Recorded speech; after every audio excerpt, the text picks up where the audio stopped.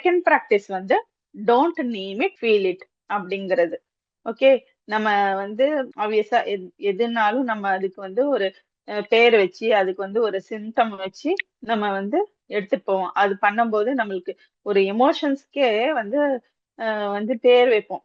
பேர் வச்ச உடனே ஓகே, நம்மளுக்கு வந்து ரெஸ்ட்லெஸ்ஸா இருக்குதா, அப்பனா நம்மளுக்கு வந்து இதுவாக போகுது, அதுவாக போகுது அப்படின்னு சொல்லிட்டு நம்ம இன்னும் தேடி அத பத்தி இன்னும் நெகட்டிவான ஒரு லேபிளிங்க ஒரு விஷயம் நம்ம ஜட்ஜ்மெண்டோட எல்லாத்தையும் அணுகுறோம் இல்லைங்களா? அத பண்ணக்கூடாது அப்படிங்கிறாங்க. எஸ்பெஷலி வந்து இப்ப ஏதாவது ஃபீலிங்ஸ் வருது, இப்ப எமோஷன்ஸே வருது அப்படின்னா, நம்ம வந்து ஆங்ஸைட்டிய, ஒரு ஃபியரு, ஆங்கர் அப்படின்லாம் இதெல்லாம் நெகட்டிவ் எமோஷன்ஸ்.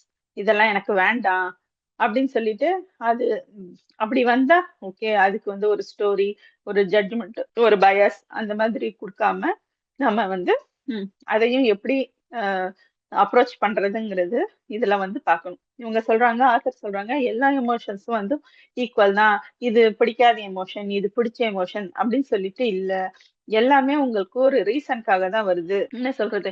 இவங்க சொல்றாங்க, பாசிட்டிவ் எமோஷன்ஸ் வந்து நம்மள வந்து எக்ஸ்பேண்ட் பண்றதுக்காக வருது. நெகட்டிவ் எமோஷன்ஸ் எல்லாம் நம்மள வந்து ஒரு இடத்துல வந்து ஆங்கர் பண்ணி வைக்கிறதுக்காக நம்மளுக்கு வருது. பாசிட்டிவ் எமோஷன்ஸ்க்கு வந்து எப்படி இருக்கும்னா, ஹை ஃப்ரீக்வன்சியா இருக்கும்.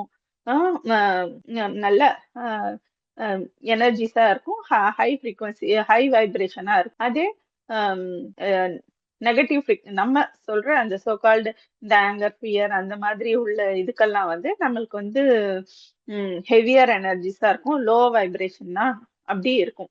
ஸோ அதுக்கு இது வந்து அவங்க சொல்றாங்க வந்து ஒரு ஜெல்லி ஃபிஷ் மாதிரி மூவ்மெண்ட்டுக்கு தான் இந்த இதுவும்.